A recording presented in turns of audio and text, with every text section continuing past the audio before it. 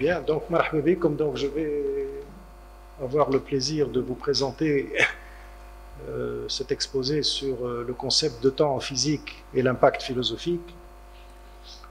Je vous ai mis sur le slide de garde un certain nombre de photos, à la fois de philosophes, de physiciens, d'historiens, etc., pour vous montrer que ce concept de... Alors, ils ont tous parlé du temps d'une façon ou d'une autre, chacun à sa manière. Donc, pour vous montrer que c'est un sujet qui intéresse vraiment à la fois les philosophes, les physiciens, les littéraires. Et donc, vous avez, j'ai commencé par Héraclite, comme l'autre,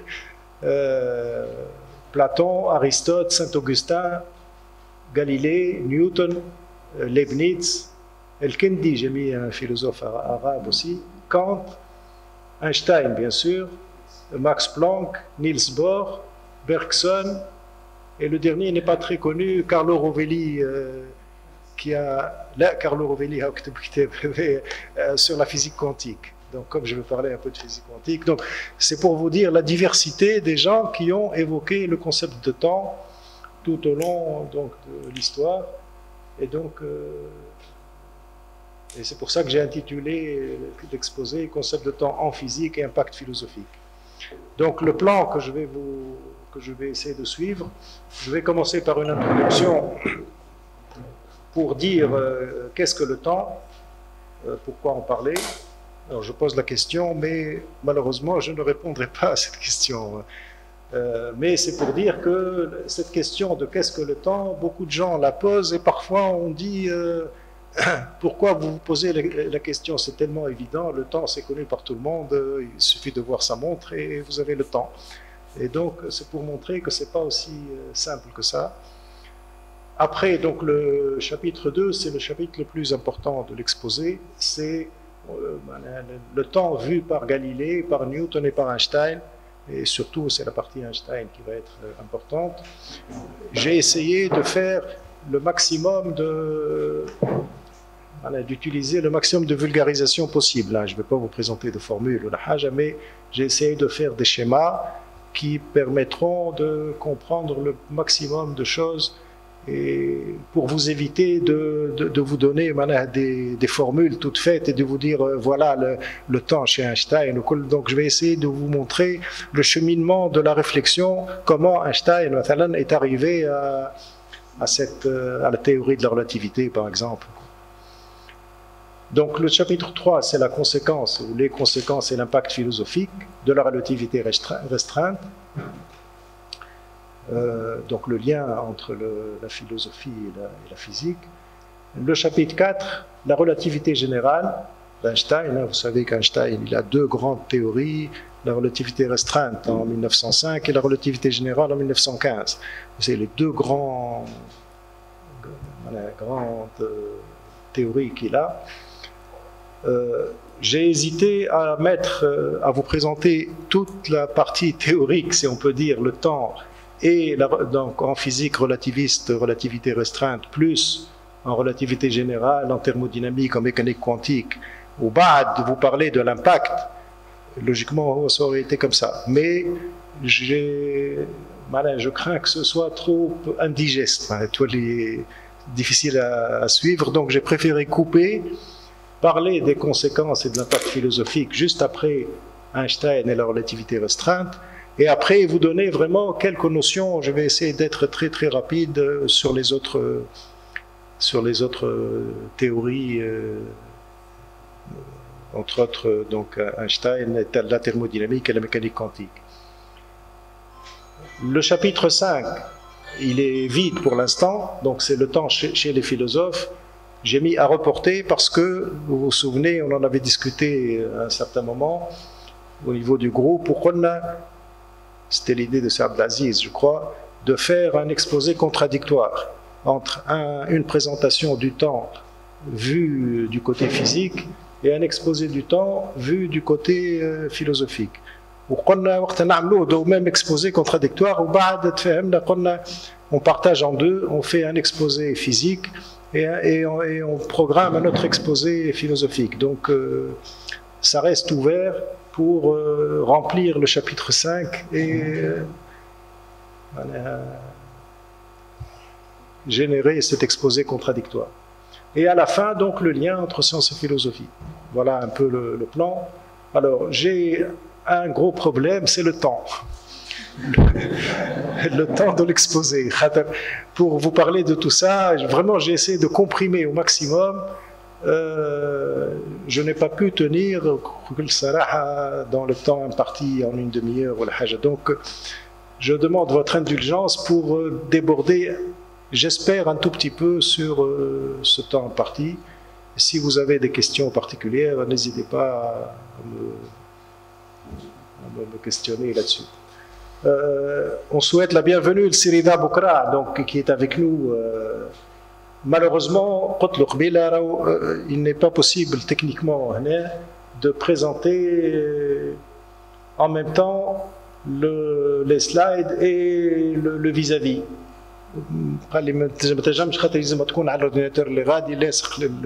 Donc c'est Rida, marhaba bik, j'espère que vous nous entendez bien et qu'on aura l'occasion de vous écouter lors des débats. Voilà, alors je commence par l'introduction. Donc qu'est-ce que le temps? Pourquoi en parler? Donc le concept de temps qui nous semble trivial est pourtant difficile à définir. Donc je vais donner quelques définitions du temps. La première, c'est le temps. La première chose qui nous vient à l'esprit, c'est ce qui est matérialisé par nos montres. Quand je regarde ma montre, c'est ça le temps. Mais quand je regarde ma montre, ce n'est pas le temps que je vois, c'est la durée entre une période et une autre. La montre, elle mesure une durée, c'est la rotation de la Terre divisée par 24 heures dans une journée. Donc ce n'est pas le temps que je vois, que donne la montre, c'est la durée. Donc il y a déjà une première difficulté. Alors la deuxième compréhension du temps, c'est peut-être la plus courante, c'est celle de Newton, qui dit que le temps, il y a un temps absolu, j'y reviendrai après, c'est quelque chose, entre guillemets, qui s'écoule, entre guillemets aussi, uniformément pour tout le monde et de la même façon. C'est ce qu'on appelle le cours du temps. Donc ça, c'est la définition aussi qui est très courante. Quand on dit le temps, donc ça, c'est une deuxième définition. Alors, il y a une autre une autre, disons, compréhension, c'est en thermodynamique. La thermodynamique, c'est la science de la chaleur, si vous voulez. Il y a un concept qui s'appelle l'entropie, et on dit que le temps, c'est ce qui est donné par l'entropie, parce que la loi de la thermodynamique, la deuxième loi, dit que l'entropie, elle va en augmentant en fonction du temps. Donc il y a toujours une direction du temps qui est donnée par la thermodynamique. Donc c'est le temps inclus dans une des branches de la physique. Et une autre définition, le temps, c'est le mouvement, notamment Aristote. Bon, là, j'ai mis attention aux définitions circulaires, parce que quand on dit le temps, c'est le mouvement, pour parler de mouvement, il faut parler du temps d'abord. Le mouvement, c'est quelque chose qui s'écoule, c'est un changement, donc il y a un temps qui est derrière. Donc quand on dit le temps, c'est le mouvement, c'est pas très logique. On définit quelque chose par la même chose. On parle de temps psychologique ou le temps subjectif. Ça, c'est Bergson, par exemple, il a parlé de ça. Ça, c'est aussi une autre définition du temps qui est un peu logique.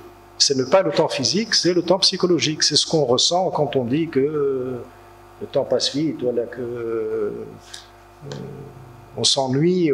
Ça, c'est parce qu'on a en tête le temps psychologique. Donc, c'est une autre définition.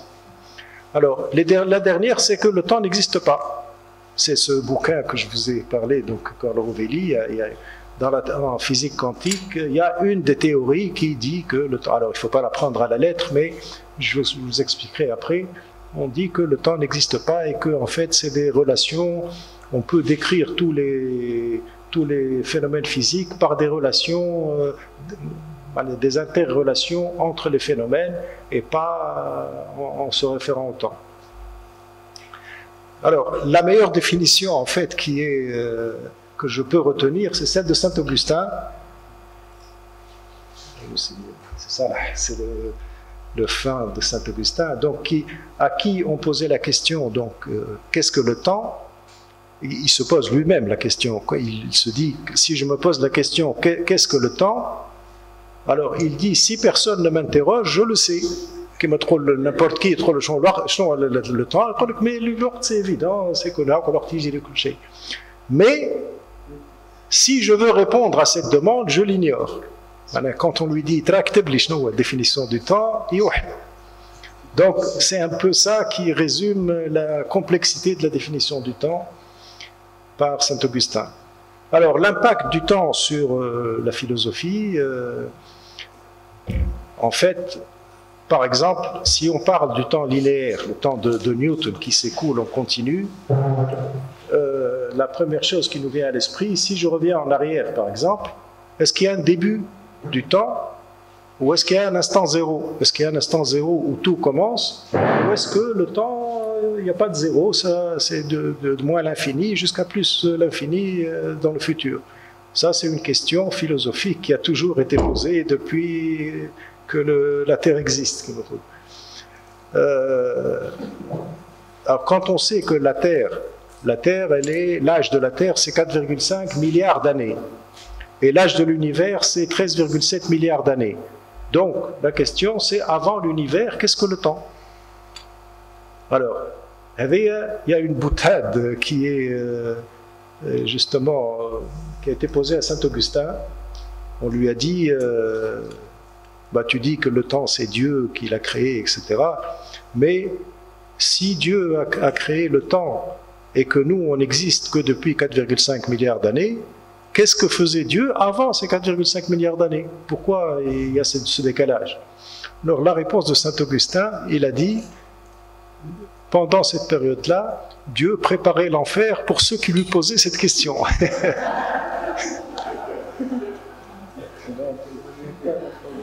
Donc, voilà un peu... Alors, les religions, bien sûr, ils vous disent, la religion, oui, il y a l'instant zéro, hein, c'est la date du début de l'univers, et le temps sera infini après, donc quand la Terre disparaîtra, et après la fin du monde, le temps va continuer à s'écouler de manière infinie. Donc, voilà un peu un des liens entre ce concept de temps et la philosophie. Alors, le gros bouleversement qu'il y a eu dans la notion de temps, c'est avec Einstein. Là, je donne des flashs, hein. Après je reviendrai plus en détail là-dessus. Donc, Einstein a introduit une révolution dans le temps en disant que le temps n'est pas uniforme. Il a contredit donc Newton et il a dit que le temps dépend du référentiel dans lequel on se trouve. Et le temps dépend de deux paramètres, de la vitesse et de l'espace. Le temps dépend de la vitesse, ça veut dire que le temps s'écoule moins vite à grande vitesse. Si vous êtes, je vais vous donner l'exemple, c'est le fameux exemple on dit que c'est le paradoxe des jumeaux de Langevin, en fait c'est pas un paradoxe, mais donc quand vous êtes sur une fusée et vous êtes à grande vitesse, vous vieillissez moins que si vous êtes sur Terre. Donc ça, c'est des choses qui sont prouvées, bien entendu, ce n'est pas des suppositions, c'est des choses prouvées, et je vous montrerai comment ça a été prouvé. Même chose, ça dépend de l'espace, donc de la gravitation, le temps dépend de l'espace de la gravitation. Donc quand vous êtes proche d'une masse importante, le temps est ralenti, donc le temps s'écoule différemment que si vous êtes loin d'une grosse masse. Là, c'est un peu contradictoire avec l'intuition, parce que quand vous êtes en hauteur, sur une montagne, vous vieillissez plus que si vous étiez au niveau de la mer. C'est mieux pour la santé. En fait, c'est l'inverse, parce que si vous êtes en montagne, vous êtes plus loin que la Terre, donc plus loin de la gravitation, et comme le temps dépend de la gravitation se fait sentir moins quand vous êtes plus haut. Donc vous vieillissez plus si vous êtes... voilà. Et donc le temps devient lié à l'espace et il constitue ce qu'on appelle la quatrième dimension de l'espace-temps. Donc ça, c'est la théorie d'Einstein. Alors elle a plusieurs impacts philosophiques, dont je vous en cite deux: la simultanéité et le concept de maintenant. La simultanéité, on le verra en détail, elle disparaît avec la relativité. Quand on dit que deux événements, moi je les vois simultanés, quelqu'un d'autre qui est à côté, qui passe en courant, avec une grande vitesse, pour lui, ils ne sont pas simultanés. Aussi évidente que ça, un drame, il se passe en même temps, pour quelqu'un d'autre, il ne se passe pas en même temps. Et la notion de maintenant, même chose. Quand je dis quelque chose se passe maintenant, pour vous c'est maintenant, pour quelqu'un d'autre ce maintenant n'existe pas. Et ce maintenant, je vous montrerai la photo après des étoiles, le maintenant dépend de la vitesse de la lumière, parce que les choses, la vitesse de la lumière n'est pas infinie, donc il faut du temps pour que la vitesse de la lumière arrive, et donc quand vous voyez quelque chose, en fait c'est possible que ce quelque chose-là ne s'est pas produit maintenant, il s'est produit plusieurs années avant. Voilà, donc la conclusion préliminaire, c'est qu'il n'y a pas de définition consensuelle du temps. Il y a plusieurs définitions qui sont peut-être un peu contradictoires, dont les définitions circulaires. Il y a la notion de temps et de durée, le bouleversement de la compréhension du temps avec la relativité d'Einstein, et enfin la différence, donc le lien physique-philosophie, la différence entre le temps des physiciens et celui des philosophes, et la nécessaire complémentarité entre la science et la philosophie. Donc j'aborde maintenant le deuxième chapitre, donc le temps en physique. Alors, c'est bien sûr Galilée qui a commencé à parler du temps, même s'il n'a pas utilisé le paramètre T, mais il a parlé du temps, comment? En disant que les corps tombent en même temps. Hein, vous savez, la loi de la chute des corps, hein, on en a parlé plusieurs fois. Donc la durée de la chute est la même, quand vous lancez deux corps, la durée de la chute est la même quel que soit le poids. Donc il y a le temps qui est derrière. Donc ça c'est vraiment Galilée qui a beaucoup parlé de ça. Dans le vide. Dans le vide, oui, bien sûr. Donc c'est la première utilisation du paramètre T, même si ça n'a pas été écrit comme ça, paramètre T comme chez Newton. Alors la deuxième chose qu'a introduite Galilée, c'est la relativité. En fait, la relativité, elle n'a pas démarré avec Einstein, elle a démarré avec Galilée. C'est lui qui a commencé à dire, quand il a parlé des référentiels galiléens, des référentiels inertiels, c'est pour dire que tout est relatif. Quand il dit le mouvement est comme rien, ça veut dire que deux référentiels qui sont en vitesse, l'un est en translation rectiligne uniforme par rapport à l'autre, les phénomènes se déroulent exactement de la même façon dans ces deux référentiels. Donc le mouvement est comme rien. Ça veut dire que c'est la théorie de la relativité. Donc, début avec Galilée. Après, il y a eu bien sûr Newton. C'est lui qui a le plus travaillé sur le temps et qui a mathématisé le paramètre T. Et alors, Newton considère qu'il y a deux temps. Il y a le temps absolu. Il dit que c'est le temps vrai et mathématique, sans relation à rien d'extérieur. C'est un temps qui coule uniformément, même s'il n'y a aucun phénomène qui se déroule. Il s'appelle durée et il est extérieur à l'homme, il est posé a priori. Donc c'est vraiment le concept de temps qui nous vient à l'esprit de façon un peu naturelle. Hein, c'est le temps qui s'écoule uniformément, quel que soit ce que vous faites, que vous soyez mobile ou immobile, que vous soyez ennuyé ou pas ennuyé, il y a un temps qui s'écoule uniformément, indépendamment de toute chose. Ça, c'est le temps absolu. Et il y a à côté de ça le temps relatif, qu'il appelle apparent et vulgaire, qu'il qualifie d'apparent et vulgaire, et c'est la mesure du temps absolu, et c'est la mesure d'une partie de durée d'un mouvement, donc exemple, 1 heure, 1 jour, etc. Et c'est donc avec ça qu'on mesure le temps absolu. Donc voilà la définition du temps chez Newton. Et Newton on est obligé de parler du temps et de l'espace. Donc il a aussi défini l'espace absolu et l'espace relatif. Donc il parle d'un espace absolu qui est sans relation aux choses externes et qui est toujours similaire et immobile.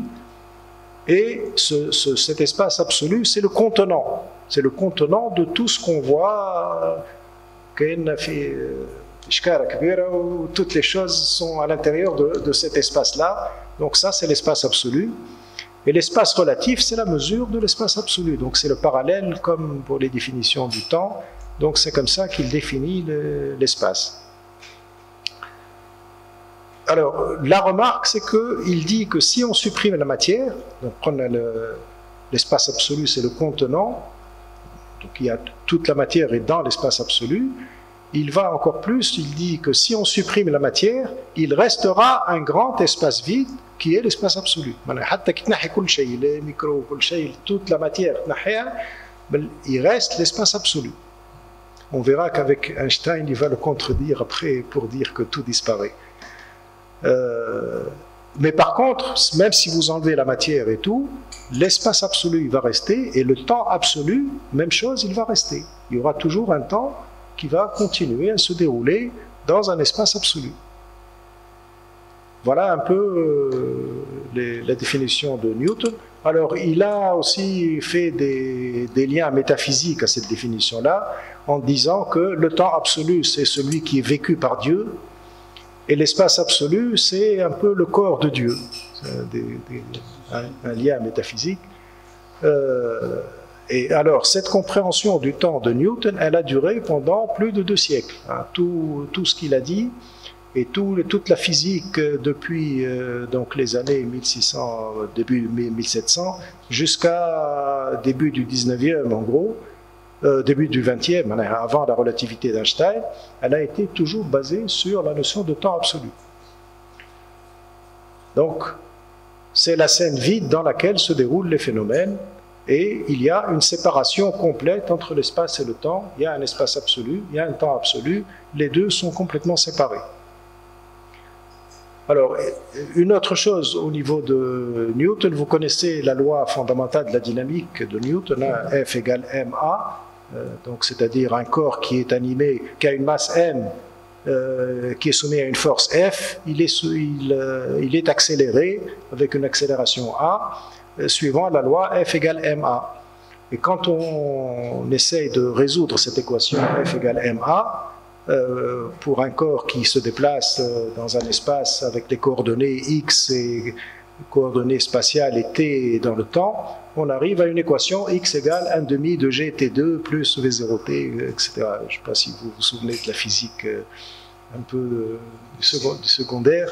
Donc, mais la question qui se pose quand on dit x égale 1 demi de gt2, c'est quoi ce x et c'est quoi ce t? Donc, le t et le x, on a l'habitude de les utiliser en physique sans se poser la question, c'est quoi? Est-ce que ce t-là, c'est ça le temps absolu? Et ce x, c'est la mesure de la position du corps par rapport à cet espace absolu? C'est quoi? Ces paramètres-là, ça reste une question à poser. Alors, Einstein, il est venu donc en 1905, enfin, c'est la théorie de la relativité. Je vais essayer de passer un peu rapidement sur certains slides, sinon je ne tiendrai pas le temps. Je vais vous épargner la réflexion détaillée qu'il a eue pour arriver au concept de relativité, mais en gros, sachez que c'est en ayant une réflexion sur la lumière. Depuis qu'il était gosse, il paraît que ça a commencé depuis 6 ans, où il travaille sur la lumière, qu'est-ce que c'est que la lumière, comment chevaucher un rayon de lumière, ouais. Donc il s'est posé la question, parce que la lumière à l'époque, on disait que la lumière était considérée comme une onde, et une onde pour se propager, elle a besoin d'un milieu, comme les vagues qui se propagent sur la mer, une onde, c'est une variation de quelque chose, d'un milieu. La vague, quand elle se propage, c'est l'eau qui monte et qui descend, c'est ça la vague. Donc la lumière, c'était considéré comme une propagation dans un espace qui s'appelle l'éther, qu'on appelle l'éther luminifère. Et cet éther luminifère était considéré, il n'y avait pas de définition claire, il y avait des qualificatifs, on dit que cet éther était complètement immobile. Il est immobile, il ne s'oppose pas au mouvement, etc. Donc Einstein a eu la réflexion, il dit, mais comment on peut dire qu'il y a un éther immobile, puisque Galilée a dit qu'il n'y a pas de référentiel immobile, la notion d'immobile dans l'absolu n'existe pas. Ici, il est mobile par rapport à moi, il est peut-être mobile par rapport à quelqu'un d'autre. Donc, la définition d'un éther qui est immobile n'a pas plu à Einstein. Et donc, petit à petit, il a réfléchi là-dessus. Alors, bien sûr, il y a eu des mesures après, il y a eu une fameuse mesure qu'on appelle l'expérience de Michelson et Morley, qui a essayé de mesurer la vitesse de la lumière dans un sens de rotation de la Terre et dans le sens perpendiculaire, et pour trouver que la vitesse était toujours la même. Donc, il a accumulé plusieurs connaissances qui tournaient autour du concept de lumière, mais son génie, c'est de dire il faut une nouvelle théorie de la lumière. Donc, il a dit tout ce qui existe jusqu'à maintenant n'est pas convaincant, il faut trouver autre chose. Il y a quelque chose qui cloche dans la théorie de la lumière. Et donc, l'idée la plus géniale, comme on peut dire, qu'a eu Einstein, c'est la suivante. Il l'a énoncé sous forme de postulat au début, et le postulat qu'il a énoncé, c'est le suivant. Il a dit la vitesse de la lumière dans le vide est la même, quel que soit le référentiel inertiel et quel que soit le mouvement de la source. Ça veut dire que la lumière a la même vitesse, que ce soit si vous avez un rayon, un laser comme celui-ci, si vous vous déplacez, donc la vitesse de la source, la vitesse de la lumière, elle est la même. C'est la même que si vous étiez immobile. Et la même chose, si vous regardez une vitesse, si vous êtes immobile ou si vous êtes animé d'une certaine vitesse, vous verrez la vitesse de la lumière toujours la même. Ça, c'est le postulat qui a été à la base de toute la théorie de la relativité. Et la théorie de la relativité, en fait, vous verrez dans les exemples que je vais vous donner, certains disent que c'est la complexité d'un élève du secondaire. Bon, peut-être il ne faut pas aller jusque-là, si on prend ce postulat. Parce que son génie, c'est d'avoir fait ce postulat. Parce qu'il y a eu d'autres physiciens, notamment Poincaré. Les Français, ils sont un peu chauvins. Poincaré, mais Poincaré, il a eu quelques notions sur la vitesse de la lumière, mais il n'est pas allé jusqu'à énoncer des affirmations comme celle-ci. Et donc, bon, il a fait d'autres postulats, je passe rapidement. Donc, vraiment, retenez ce postulat le plus important. La vitesse de la lumière est constante, quel que soit le mouvement de la source et quel que soit le mouvement de celui qui la regarde. Et donc, en partant de ce postulat, il s'est posé la question de comment est-ce qu'on peut manipuler cette lumière, et il s'est référé toujours à Galilée. Il a dit, avec Galilée, il a introduit la notion de composition des vitesses, que je vais vous présenter tout de suite. Donc, si je vais appliquer la loi de Galilée de composition des vitesses, comment je peux concilier cette loi avec ce postulat? Donc, la loi de composition des vitesses, je vous la rappelle rapidement. Donc, si vous regardez cet escalier ou ce tapis mécanique, un tapis roulant, donc si vous regardez les gens qui se déplacent sur le tapis roulant, la vitesse de ces personnes que vous voyez, c'est leur vitesse propre sur le tapis, plus la vitesse du tapis. C'est ce que vous voyez dans le métro, n'importe où, c'est évident. C'est la loi de la composition des vitesses. Donc ça, c'est trivial pour tout le monde. Alors, je vais vous faire le même principe, mais en utilisant une illustration qui est plus simple parce qu'elle va nous servir pendant tout l'exposé. C'est une illustration par un wagon, par le train, un train qui se déplace. C'est exactement la même chose. Hein. Mais si je prends un train qui se déplace à une vitesse V, vitesse du train, et je regarde une personne, un voyageur à l'intérieur du train, qui se déplace, lui, à une vitesse V à l'intérieur du train, et donc tout ça, je considère que je l'appelle référentiel R'. R', c'est le référentiel qui se déplace. Donc, je vais appliquer la loi de composition des vitesses par rapport à quelqu'un qui est sur le quai, donc un observateur sur le quai, le chef de gare par exemple, ou n'importe qui sur le quai, qui regarde le train, qui est immobile alors par rapport au référentiel du quai. Donc pour lui, quand il regarde le voyageur, pour lui, la vitesse du voyageur par rapport au train lui-même, par rapport au quai, quand il est sur le quai, il va appliquer la même loi que pour le tapis roulant. Donc il va dire c'est la vitesse du voyageur plus la vitesse du train. Donc c'est évident. Et il va dire, voilà, je vais comme ça savoir à quelle vitesse je vois, moi, la personne qui voyage. Donc ça, c'est le truc simple. Maintenant, comment Einstein a interprété cette loi de composition des vitesses en l'appliquant à la lumière. Je vous rappelle, la préoccupation d'Einstein, c'était la lumière. Donc, on va reprendre la même expérience et au lieu d'avoir la personne qui se déplace dans le train, on va prendre la même personne qui va avoir une torche entre les mains et qui va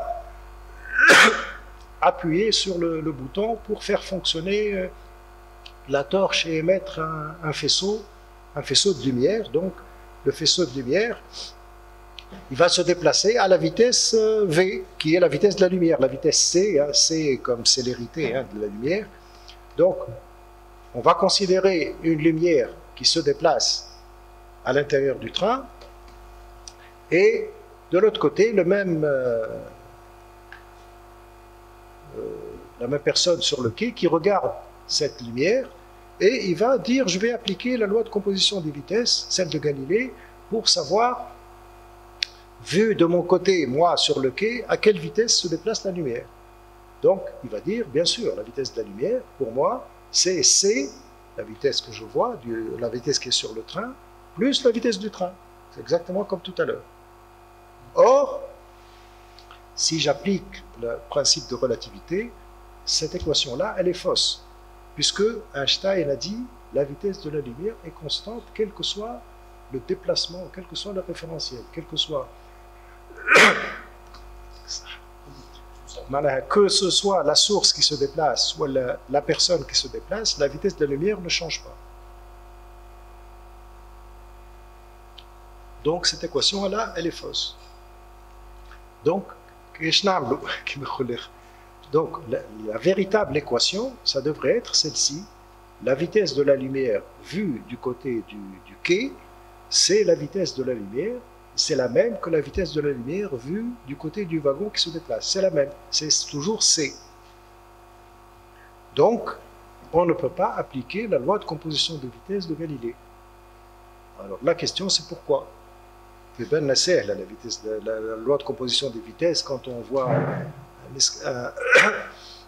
un tapis roulant, comme c'est évident, on additionne les vitesses. Pour la lumière, ça ne marche pas. Alors, comment poser le problème, comment résoudre ce problème-là au niveau de Einstein? C'est là où je vous ai dit, je vais essayer de vous conduire au résultat, mais en essayant de vous faire passer les différentes étapes de la réflexion. Donc, je vais reprendre toujours mon wagon avec la lumière qui se déplace à l'intérieur, et toujours cette personne sur le quai, mais maintenant, la personne sur le quai, je vais lui dire, toi aussi, tu vas avoir un faisceau lumineux, et quand le voyageur va appuyer sur son bouton sur le train, toi aussi, tu vas appuyer sur ton bouton. Donc, il y aura deux faisceaux lumineux, un qui parcourra le chemin du train, et l'autre qui parcourra un chemin sur le référentiel du quai. Donc, le train, au bout je vais considérer le temps quand le faisceau atteint la paroi, le point B, la paroi opposée du wagon. C'est-à-dire le faisceau, il va pas aller de la paroi gauche jusqu'à la paroi droite. Quand il atteint la paroi droite, donc il aura parcouru, le faisceau, la distance, que j'appelle D' ici, qui est la longueur du train dans ce référentiel-là. Et le train, il aura parcouru la vitesse V fois T pendant ce temps-là, X égale V fois T. Donc le train aura parcouru la distance V fois T, et le faisceau aura parcouru la distance D'. Ça, c'est ce que voit le voyageur. Donc, et de l'autre côté, donc celui qui est immobile, lui aussi, comme il a appuyé sur le bouton, les deux faisceaux sont partis en même temps, et quand le faisceau atteint le point B, le faisceau vu du côté du quai, il va également atteindre le point B. Alors, la question qui se pose ici, c'est que vous voyez que les deux faisceaux auront parcouru des distances différentes pendant le même temps. Vous voyez la distance. Donc, sur le quai, le faisceau, il a parcouru sur le truc, elle marche plus sur le... Hein? Bon, c'est pas grave. Donc, sur le quai, quand vous êtes sur le quai, le faisceau, il a parcouru cette distance D pendant le temps T. Et quand vous êtes sur le train, il aura parcouru la distance D' pendant le même temps. Entre guillemets, pendant le même temps. Entre guillemets. Attends, le Kadesh entre guillemets. Donc la question, c'est ça. Comment expliquer ce semblant de paradoxe? Qu'on a le même faisceau qui parcourt des distances différentes pendant, a priori, le même temps. A priori. Alors, la question, c'est, je reprends toujours mon schéma.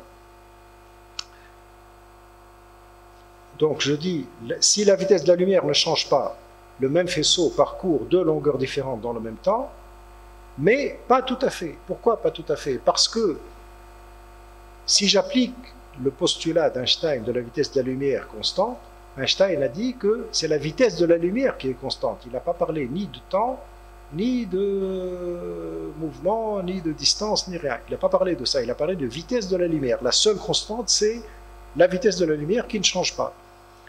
Donc, je ne peux pas dire que c'est dans le même temps.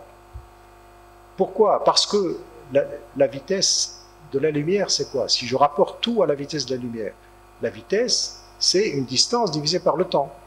Donc, si moi je suis sur le train, je vais faire mes mesures, je vais regarder la lumière, combien elle s'est déplacée, et j'ai mon chronomètre, je vais mesurer le temps. Je vais trouver que c'est, la vitesse de la lumière, c'est la distance D', qui est sur mon référentiel à moi, celui du train en mouvement.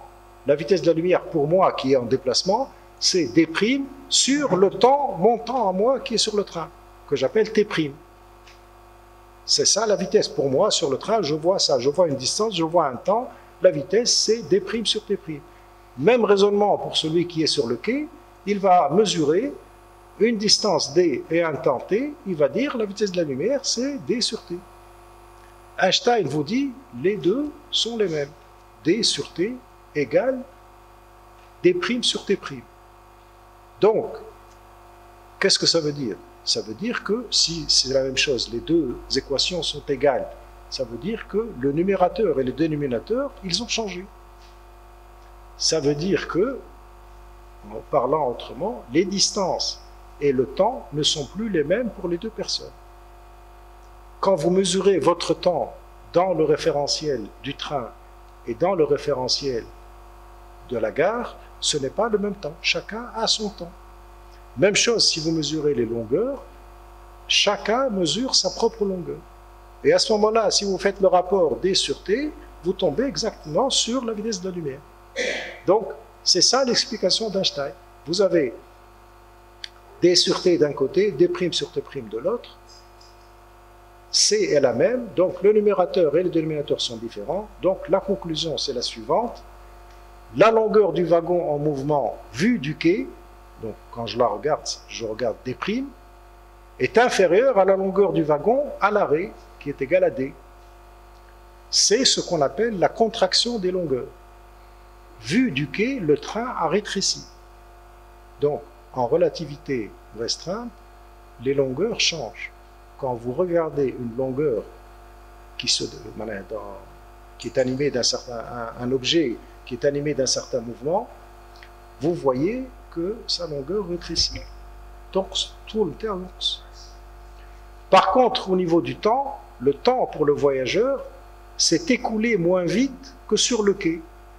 Alors, je mets toujours entre guillemets le terme écoulé ou vitesse du temps, parce que, je m'excuse, mais ça ne veut rien dire.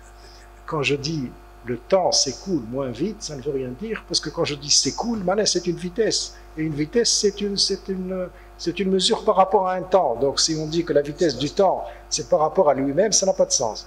Mais pour qu'on se comprenne, c'est entre guillemets. Donc le temps pour le voyageur s'est écoulé moins vite que sur le quai, c'est la dilatation du temps. Le temps se dilate quand vous êtes en mouvement, le temps se dilate. Le temps se dilate, vous vieillissez moins. Une seconde pour un voyageur qui est en mouvement, elle dure kiff kiff. Vraiment, je suis gêné en utilisant ces termes. Il n'y a pas un autre terme pour l'expliquer. Quand je dis une seconde, dure moins quand je suis sur le train, quand je suis dans le train. Une seconde s'écoule moins vite qu'une seconde sur le quai. C'est ça un peu, l'idée c'est ça. Mais techniquement, on ne peut pas l'expliquer comme ça, mais concrètement, je vous montrerai après au niveau des expériences, concrètement c'est ça. Le temps s'écoule moins vite quand on est en mouvement que quand on est à l'arrêt. Voilà, donc c'est ça la dilatation du temps. Donc, alors maintenant, juste un petit exemple rapidement. Si maintenant je mets des montres, une montre dans le train et une montre au niveau du quai, et donc quand je mesure la vitesse, quand je mesure le temps qui s'écoule jusqu'à ce que le faisceau atteigne le point B, je vais trouver T', par exemple, 8 secondes, j'ai mis des chiffres au hasard, en 8 secondes, le faisceau arrive au point B. Si je suis sur le quai, je vais mesurer 10 secondes et non pas 8 secondes. Donc, le temps s'écoule moins vite quand je suis sur le train. Donc, 8 secondes sur le train, c'est l'équivalent de 10 secondes sur le quai. Donc, chacun a son temps. Et donc, la grosse conclusion d'Einstein, c'est que le temps n'est plus absolu. Il y a un temps T' dans le référentiel en mouvement et un temps T dans le référentiel de la gare. Et donc, là aussi, encore une fois, le taux auquel le temps s'écoule diminue au fur et à mesure que la vitesse augmente. Le temps s'écoule moins vite. Et donc, il n'y a plus de temps absolu. Le temps absolu de Newton, dont on a parlé, il n'existe plus. Et le temps dépend du référentiel, ça veut dire de la vitesse. Donc, si je suis dans le référentiel R, si je regarde ma montre, et je regarde la montre d'un voyageur qui est sur le train, je vois qu'une seconde dans R' n'est pas la même qu'une seconde chez moi. Voilà un peu ce que ça veut dire. Alors, si je compare maintenant entre Newton et Einstein, vous allez voir qu'au niveau du temps, que sur les différents paramètres de comparaison, le résultat est exactement l'inverse. Si je regarde le temps, l'espace et la vitesse de la lumière, pour Newton, le temps est absolu, l'espace est absolu, mais la vitesse de la lumière, elle est relative. Pour Einstein, c'est l'inverse, le temps est relatif, l'espace est relatif, par contre, la vitesse de la lumière est absolue. Voilà un peu une comparaison simple pour faire la comparaison entre Newton et Einstein. Donc, la conclusion d'Einstein, c'est qu'il faut parler maintenant d'ici et maintenant. Ici et maintenant, ça veut dire ici, c'est l'espace, et maintenant, c'est le temps. Et ça dépend de là où vous êtes. Il n'y a pas d'un ici et maintenant qui est le même partout. Et donc, c'est la liaison entre le temps et l'espace. Et donc, on dit que l'un peut se transformer en l'autre, puisqu'il y a une liaison, puisque quand vous êtes en mouvement, le temps s'écoule moins vite, donc il y a une liaison entre le temps et l'espace. Donc, c'est ce qu'on appelle l'espace-temps après. Donc, pour illustrer comme ça, on dit, quand le temps se dilate, l'espace se contracte. أما هذا ولا هذا تكبر في الطاقة تنقص في l'espace et réciproquement. Et donc c'est là où je vous disais la boutade d'Einstein par rapport à Newton, il paraît qu'il avait débarqué une fois aux États-Unis et les journalistes lui ont dit expliquez-nous par rapport à votre théorie de la relativité, qu'est-ce qu'elle apporte vraiment de fondamental par rapport à ce qu'on connaît jusqu'à maintenant. Alors il leur a répondu, il leur a dit jusqu'à maintenant, et il a repris l'affirmation de Newton, vous avez l'espace et vous avez le temps, et si vous enlevez la matière de l'espace, il va rester un espace absolu, et le temps va s'écouler uniformément. Pour moi, au niveau de la relativité, si vous enlevez la matière, tout disparaît, il n'y a plus rien. Parce qu'il y a un lien entre l'espace et le temps. Bon, c'est une boutade. Hein, alors, conséquences et impact philosophique maintenant. Alors, première conséquence, je vous ai parlé du maintenant qui n'existe plus. Une illustration simple, quand vous regardez le ciel. Quand vous regardez le ciel, vous allez voir les étoiles. Les étoiles, c'est quoi les étoiles? C'est des astres qui se consument, hein, qui émettent de la lumière, qui sont à des années-lumière par rapport à nous, à des distances très différentes les unes par rapport aux autres. Donc nous, on voit la lumière qui nous parvient à un instant donné. Mais la lumière que vous voyez d'une étoile, peut-être elle a parcouru des années-lumière. Peut-être même que, vous savez que l'étoile, elle a une durée de vie. Hein. Peut-être que l'étoile qui a émis cette lumière n'existe plus, elle est morte. Elle est morte, mais vous voyez la lumière. Maintenant, vous la voyez. Donc, quand vous dites maintenant, voilà le ciel, le maintenant laisse à désirer. Voilà. Même chose pour la simultanéité. Quand vous dites qu'il y a deux événements qui sont simultanés, je vais vous montrer une petite expérience. Hein. Même chose avec la relativité, ce n'est pas aussi évident.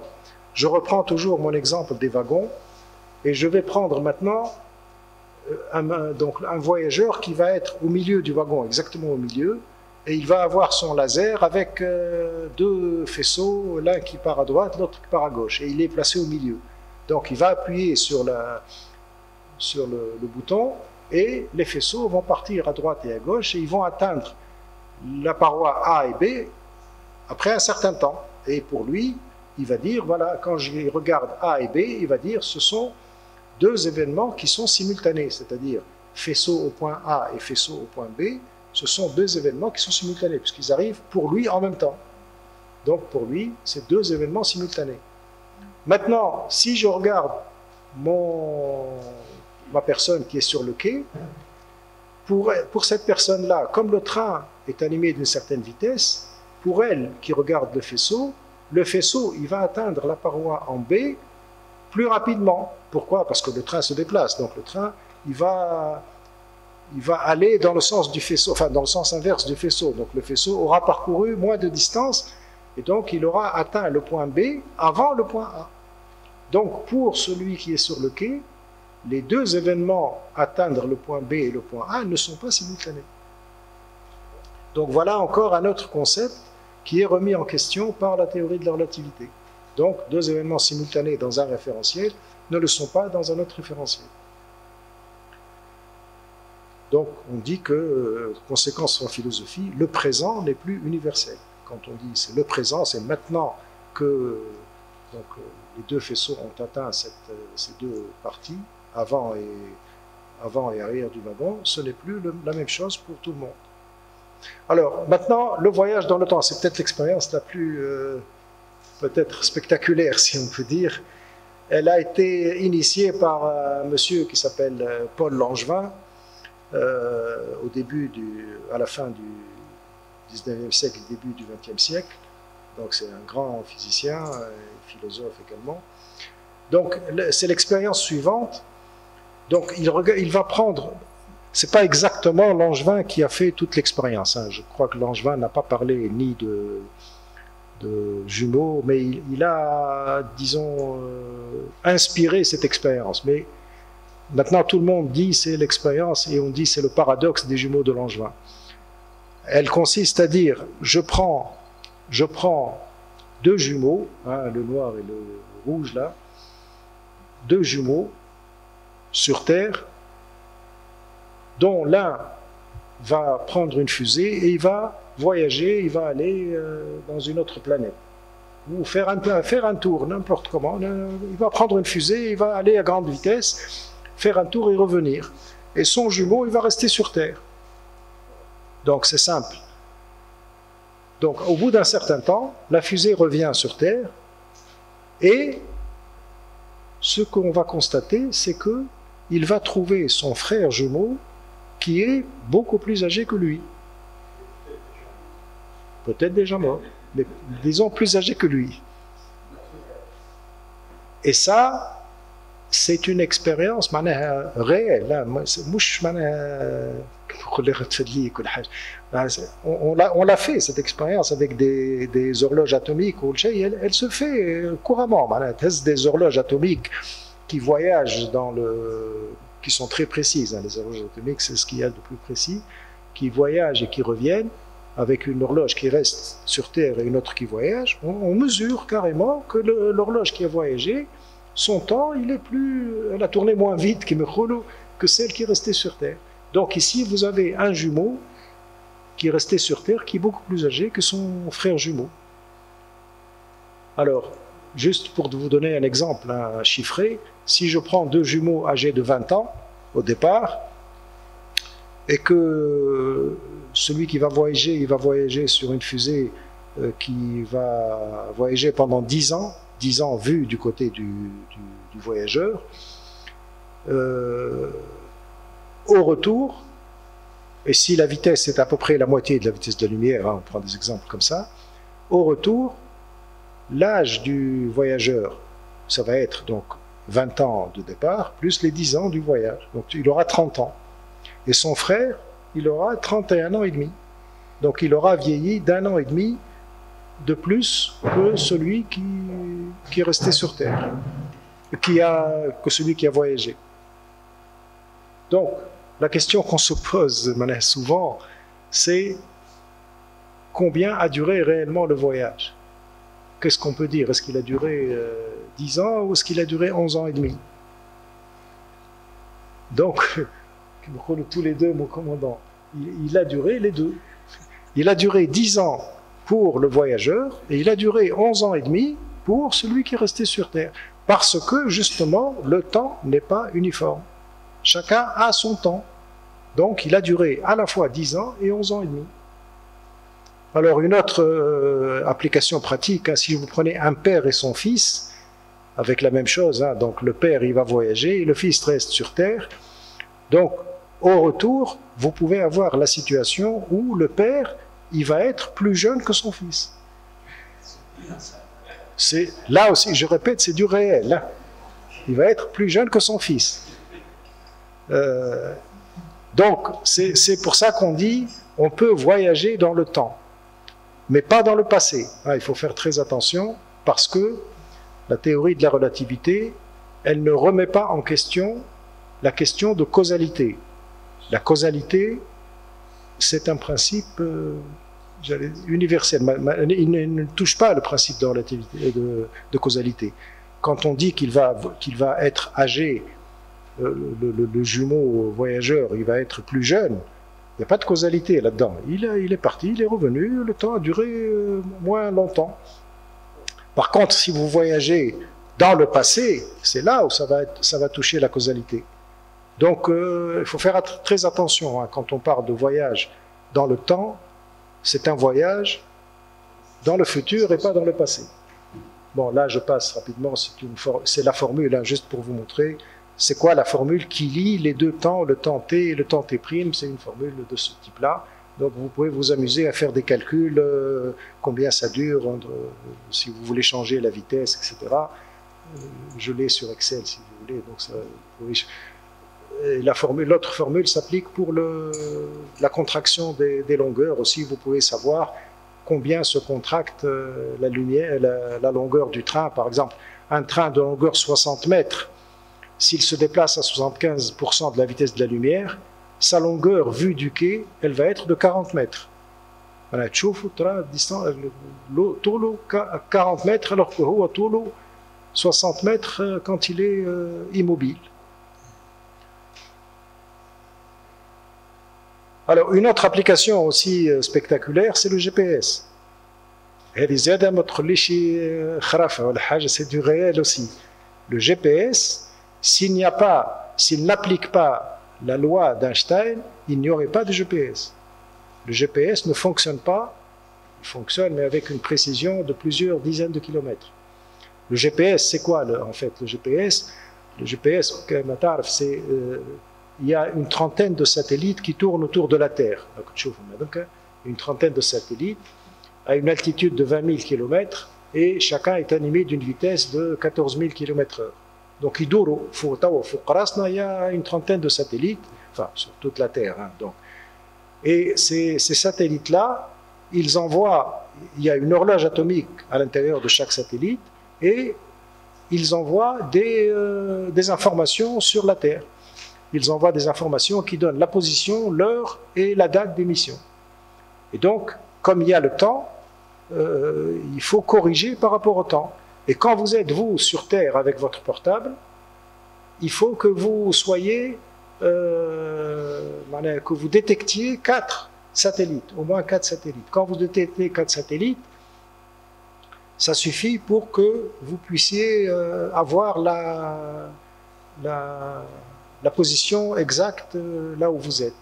Et si le satellite ne corrige pas avec ces variations de temps, vous allez avoir une différence de 11 km dans la précision de... alors que donc ça ne marche pas. Et donc là, la formule que je vous ai montrée tout à l'heure, elle est intégrée dans les calculs des satellites. Donc c'est vraiment une preuve que ça marche. Bon, on verra après que pour les satellites, il y a 2 corrections à faire, hein, parce qu'il y a la relativité générale et la relativité restreinte. On va y venir après. Alors, justement, là, je vous ai dit que je vais aller rapidement, c'est le chapitre 4. Les autres théories physiques qui ont parlé du concept de temps. C'est la relativité générale, c'est la thermodynamique et c'est la mécanique quantique. Ces 3 théories ont évoqué la notion de temps. Et là aussi, je vais être vraiment très bref. Hein, je ne vous préciserai pas comment Einstein est allé, comment il a découvert la théorie de la relativité générale. En fait, il est parti d'une réflexion sur la gravité. En fait, la relativité générale, c'est une réflexion sur la gravité. Et Einstein, sa conclusion pour la relativité générale, c'est qu'il y a une équivalence entre la gravité et l'accélération. Et il a fait des expériences sur les ascenseurs, hein, que vous voyez ici, je passe rapidement, pour dire que sa conclusion, c'est que l'espace, en fait, est courbé par les masses. L'espace qu'on voit, hein, on le schématise par le schéma suivant, hein, souvent, l'espace, c'est comme une toile, hein, qui est comme ce que vous voyez quadrillé, et quand il y a une masse importante, cette masse-là, on dit qu'elle courbe l'espace. Ça veut dire que s'il y a une autre masse qui va se déplacer, cette autre masse, en fait, il a remis en question la notion de gravité d'Einstein. Il n'y a plus cette force de gravitation qui attire la petite masse. Il dit qu'elle n'est pas attirée par la grosse masse. Elle n'est pas attirée selon la loi de Newton. Pour lui, Newton, il a fait une croix dessus. Pour lui, la petite boule, la petite masse, donc rouge, elle va tout droit. Elle va tout droit, mais comme il y a une grosse masse, la grosse masse, elle va courber l'espace. L'espace, il va se déformer, et donc la boule rouge, elle va suivre la déformation. Et donc, elle va épouser, elle va faire une rotation autour de, si c'est la Terre, par exemple, autour de la Terre. C'est ça la loi de la relativité générale, c'est le fait que l'espace est courbé et que donc il y a une équivalence entre l'accélération et la gravité. Et donc, quand l'espace, en fait ça c'est l'espace-temps, hein, quand l'espace se courbe, c'est l'espace-temps qui se courbe, et donc les masses, elles vont ralentir le temps, ils vont courber l'espace-temps, et donc l'impact qu'a une masse, elle va courber l'espace-temps, donc elle va ralentir le temps. C'est là où je vous disais tout à l'heure que quand vous êtes sur la montagne, vous êtes plus loin du sol, donc le temps il est moins ralenti quand vous êtes en montagne, et donc le temps se déroule plus rapidement quand vous êtes en haut. Donc c'est grâce à la théorie de la relativité générale. Alors même chose pour le GPS tout à l'heure, hein, quand il y a une différence d'altitude, donc on tient compte, le GPS tient compte de cette variation du temps qui est due à donc, la courbure donc, de l'espace. Voilà en gros donc la relativité générale. Deuxième théorie physique, c'est la thermodynamique. La thermodynamique, hein, je l'ai dit, c'est la discipline de la chaleur. Hein, c'est tout ce qui est transfert de chaleur, ça, on appelle ça la thermodynamique. Et il y a deux principes de la thermodynamique. Le deuxième principe, c'est le principe important pour nous, il dit que toute transformation d'un système thermodynamique s'effectue avec une augmentation de l'entropie globale. L'entropie, c'est une grandeur physique qui traduit le degré de désordre d'un système. Le degré de désordre, voilà le nombre de configurations possibles d'un système. La thermodynamique, hein, vous savez que quand on dit que la chaleur passe toujours du chaud vers le froid, ça veut dire qu'il y a toujours un sens d'écoulement, le chaud vers le froid. Et donc il y a une grandeur physique qu'on appelle l'entropie, et l'entropie, elle mesure le degré de désordre. Quand vous avez un gaz par exemple, un gaz, vous avez des molécules à l'intérieur du gaz, je vous ai fait un petit schéma ici, si vous prenez deux récipients isolés avec un robinet, le gaz à gauche et un gaz à droite, qui sont deux gaz différents, par exemple, je ne sais pas, l'hydrogène et l'oxygène, n'importe quoi. Donc, ces gaz sont ordonnés, sont bien ordonnés, l'un à gauche, l'un à droite. Si j'ouvre le robinet, je vais avoir un mélange entre les deux gaz. Donc, ce mélange-là, ça équivaut à une augmentation de l'entropie, parce que vous voyez bien que on mesure l'entropie par le désordre, le niveau de désordre. Il y a plus de désordre à droite qu'à gauche. Pourquoi? Parce qu'à gauche, les gaz sont bien ordonnés, chacun de son côté. À droite, c'est mélangé. Donc le niveau de désordre augmente. C'est ça ce que mesure l'entropie. L'entropie mesure le niveau de désordre d'un système.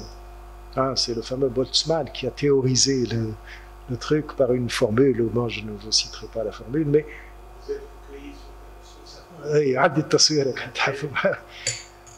donc, la thermodynamique vous dit, la flèche, elle va toujours dans ce sens-là. Et la flèche inverse, là, elle est impossible. C'est impossible de partir d'un gaz, de deux gaz qui sont mélangés, et d'ouvrir le robinet, et de trouver que les gaz se sont ordonnés et que ça, ce n'est pas possible. Physiquement, c'est pas possible. Il y a très peu de probabilité pour que ça se produise. La probabilité est quasi nulle.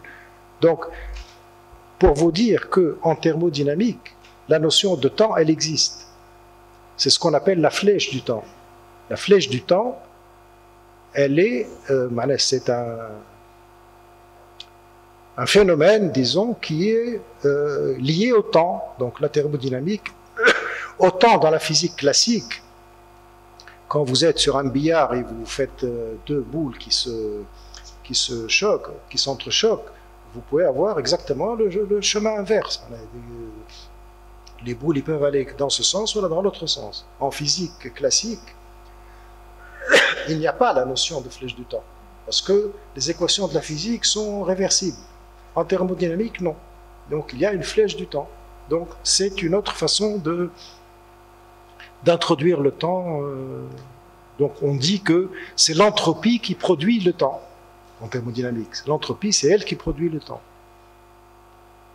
Alors, la mécanique quantique, maintenant, on dit que, alors là, c'est un mélange, comme on dit, je ne sais pas si on peut dire mélange, mais autant Einstein, il y a quelques personnes qui ont travaillé sur la notion de relativité, autant la mécanique quantique, il y a eu des dizaines de personnes qui ont travaillé sur le sujet. J'ai mis ici quelques noms, mais c'est trop long pour les citer. Max Planck, Einstein, bien sûr, Niels Bohr, Louis de Broglie, Heisenberg, etc. Donc il y a eu beaucoup de physiciens qui ont traité de la mécanique quantique. Et en mécanique quantique, il y a vraiment beaucoup de principes, si on peut les appeler comme ça, qui vont remettre en question la notion du temps, voilà, qui vont avoir une autre compréhension du temps. Entre parenthèses, la mécanique quantique, c'est quoi, hein? C'est la physique de l'infiniment petit. Hein. La différence, la mécanique, c'est la physique des objets qu'on voit, hein, et de l'infiniment grand comme les planètes, etc. La mécanique quantique, c'est quand on va à l'intérieur des atomes et des électrons, etc. C'est ça, la mécanique quantique, c'est la physique de l'infiniment petit, en gros. Hein. Quand vous allez regarder les lois qui régissent le mouvement, voilà, le comportement des atomes et des électrons, vous êtes obligé de parler de mécanique quantique. C'est pour ça qu'on dit qu'il y a deux grosses théories en physique qui, jusqu'à maintenant, n'ont pas pu être mises en commun ou unifiées. Les lois de la mécanique classique et les lois de la mécanique quantique. Donc jusqu'à maintenant, on n'a pas trouvé de théorie qui unifie les deux. Pourquoi? Parce qu'en mécanique quantique, il y a des phénomènes qui se produisent que vous ne voyez pas à l'échelle macroscopique, et réciproquement, les forces, par exemple, comme la force de gravité, la force de gravité en mécanique quantique, elle est négligeable. Elle est négligeable. Par contre, il y a d'autres forces, comme on dit la force faible, la force forte, la force qui lie les noyaux à l'intérieur des noyaux. Ça, c'est une force qui a des milliers de fois la force de gravité. Donc on néglige pratiquement la gravité en mécanique quantique. C'est pour ça qu'on ne peut pas concilier les deux. Donc il faut une autre théorie pour la mécanique quantique. Donc il y a quelques principes. Par exemple, le principe de superposition. On appelle ça la dualité onde-corpuscule. En mécanique quantique, un système peut être dans plusieurs états à la fois en même temps. En même temps, vous avez un système qui est en même temps dans deux situations. Alors il y a une expérience qu'on appelle le chat de Schrödinger, mort ou vivant. Bon, en tout cas, retenez que ça, en mécanique quantique, il y a des situations qui sont difficilement compréhensibles avec la logique de tous les jours. Il y a aussi le principe d'indéterminisme, qui est l'incertitude d'Heisenberg. C'est la fameuse interrogation de Mme Sharfi de la dernière fois sur le principe d'incertitude d'Heisenberg qui indique qu'on ne peut pas déterminer exactement à la fois la position et la vitesse d'une particule. Si vous voulez mesurer la vitesse exactement, à ce moment-là, la position, il y a une incertitude là-dessus, et réciproquement. Donc ça, c'est un autre principe. Voilà,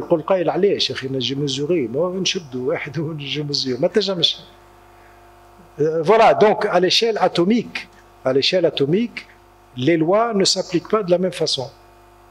Et donc, on remet en question la notion de avant et après. Et la notion d'instant précis n'existe pas quand on dit la position exacte d'un électron. L'électron, il est à cet instant, il est à cet endroit précis, on ne peut pas le dire. Donc ça remet en question ces notions de temps. Bon, l'intrication quantique, je n'en parle pas. Il y a vraiment aussi un autre phénomène qui est difficile à comprendre. Donc, la physique quantique, le temps ne traduit pas une réalité physique. C'est ça la conclusion. Alors, on dit que, certains disent que si le temps n'existait pas, donc il y a un bouquin qui parle de ça. Pourquoi? Parce qu'il fait la distinction entre le temps pour les phénomènes macroscopiques, celles qu'on vit tous les jours, et le temps au niveau microscopique. Voilà, si vous regardez un atome isolé, la notion de temps n'a pas de sens pour un atome isolé. Comme pour un atome isolé, quand on dit qu'un atome isolé, il est rouge ou noir ou il a une couleur. En fait, un atome isolé n'a pas de couleur, parce que la couleur, c'est quoi? C'est une diffraction de la lumière dans une molécule ou quelque chose. Donc, un atome isolé, quelle est sa couleur? C'est difficile de répondre à ça. Donc, même chose pour le temps. Pour un atome isolé, qu'est-ce que le temps? C'est pas évident de répondre à cette question. Voilà, c'est des concepts qui ne s'appliquent pas aussi facilement pour ça. Et donc, bon, il y a certains qui, en mécanique quantique qui disent que le temps c'est un paramètre émergent, donc ils essayent de dire, au lieu de relier les lois de la physique par le paramètre t, quand je lance une boule, ça évolue en fonction du temps, je relie avec d'autres phénomènes.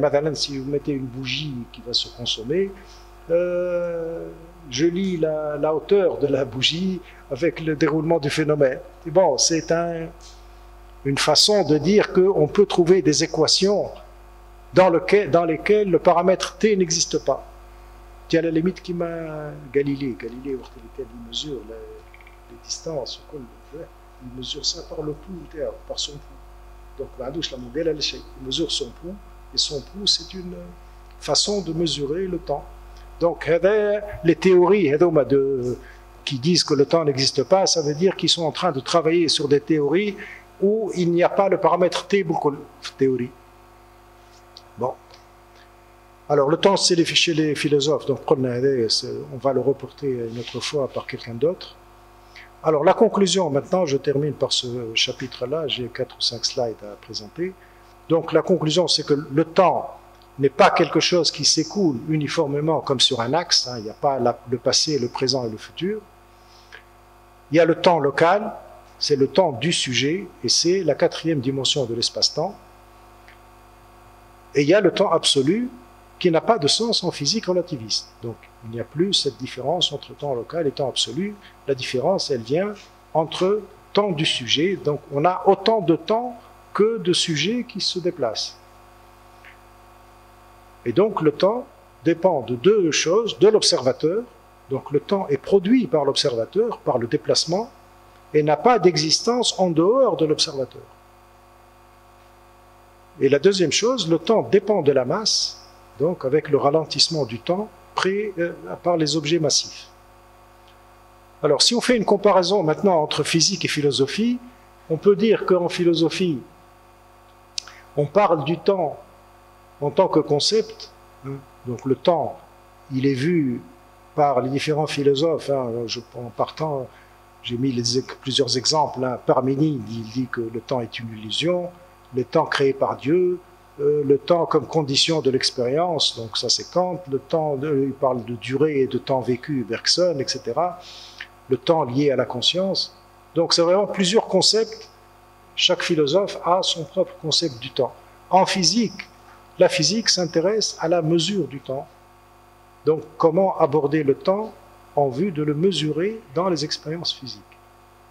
Donc le temps est vu comme paramètre mesurable et vous avez maintenant les au moins 4 théories que je viens de citer, la physique classique, la physique relativiste, la thermodynamique et la physique quantique. Chacune a sa propre compréhension du temps. Physique classique, le temps absolu est universel, indépendant des événements. La physique relativiste, le temps relatif qui dépend de la vitesse et de la gravité. La thermodynamique avec la flèche du temps. La physique quantique, le temps comme un paramètre émergent et relationnel, etc. Et là, une citation aussi à dire, on dit que les philosophes parlent du temps, mais les physiciens le mesurent. Alors, demandez qu'est-ce que le temps pour un physicien. Il va consulter sa montre, il va vous dire, voilà, il est 4 heures. Demandez-le à un philosophe, il fera un long discours. C'est un peu la distinction entre le temps chez les physiciens et le temps chez les philosophes. Alors, il me reste peut-être 2 slides à conclure. L'utilité des découvertes, ce qu'on appelle les découvertes négatives de la physique. Donc, la physique, tout en n'empiétant pas sur le domaine de la philosophie, elle génère des découvertes négatives qui permettent aux philosophes de prendre conscience que certaines idées qu'on croyait vraies ne le sont pas. Par exemple, la notion de temps universel n'existe pas. Donc ça, c'est l'apport de la physique pour peut-être la philosophie. Donc elle dit aux philosophes, non pas ce qu'il doit penser, mais ce qu'il ne faut pas penser. Il ne faut pas dire qu'il y a un temps uniforme.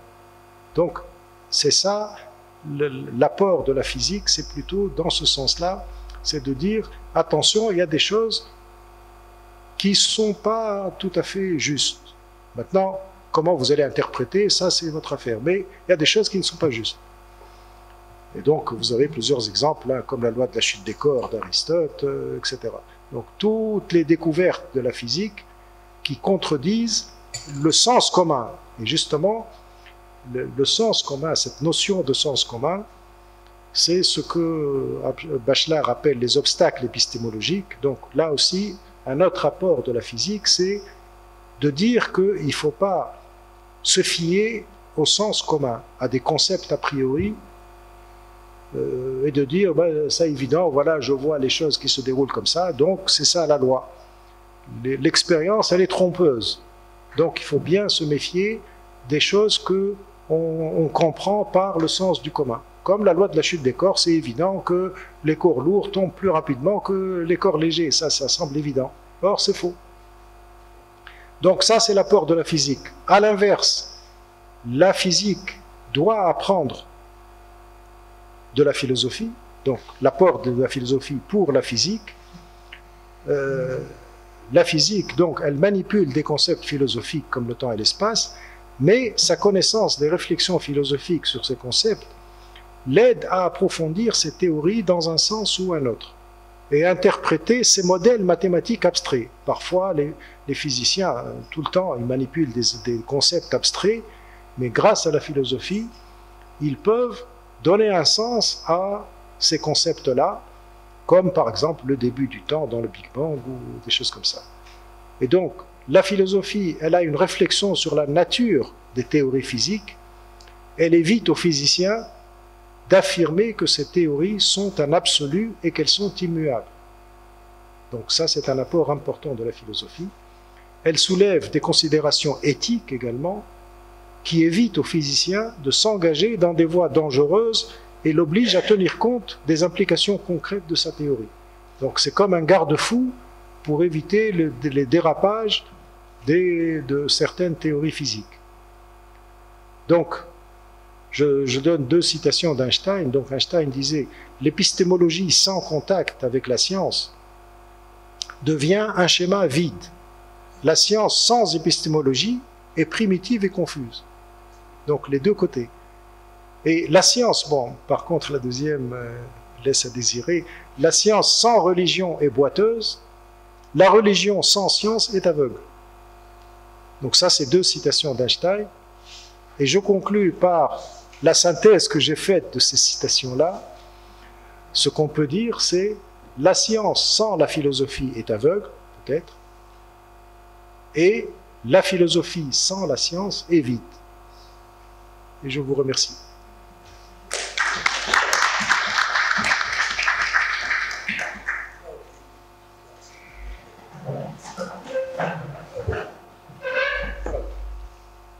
Désolé, je vous ai prévenu au début alors que je vais prendre plus de temps.